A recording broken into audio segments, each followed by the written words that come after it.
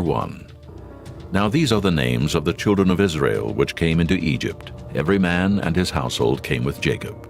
Reuben, Simeon, Levi, and Judah, Issachar, Zebulun, and Benjamin, Dan and Naphtali, Gad and Asher. And all the souls that came out of the loins of Jacob were 70 souls, for Joseph was in Egypt already. And Joseph died, and all his brethren, and all that generation. And the children of Israel were fruitful and increased abundantly, and multiplied, and waxed exceedingly mighty, and the land was filled with them.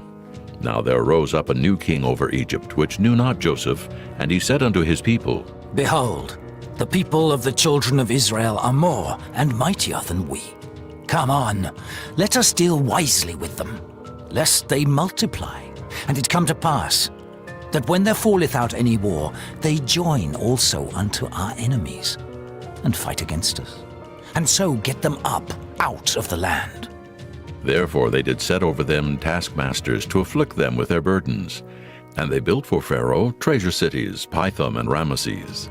But the more they afflicted them, the more they multiplied and grew, and they were grieved because of the children of Israel.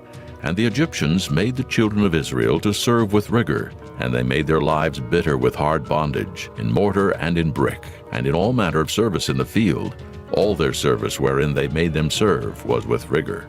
And the king of Egypt spake to the Hebrew midwives, of which the name of one was Shiphrah, and the name of the other Puah.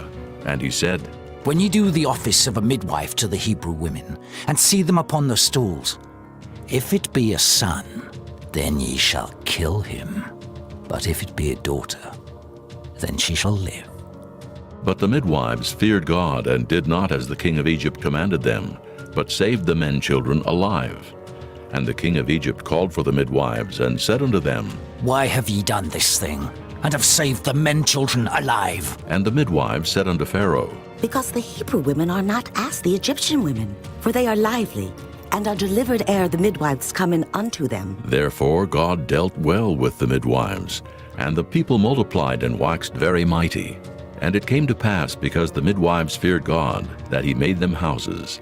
And Pharaoh charged all his people, saying, Every son that is born ye shall cast into the river, and every daughter ye shall save alive.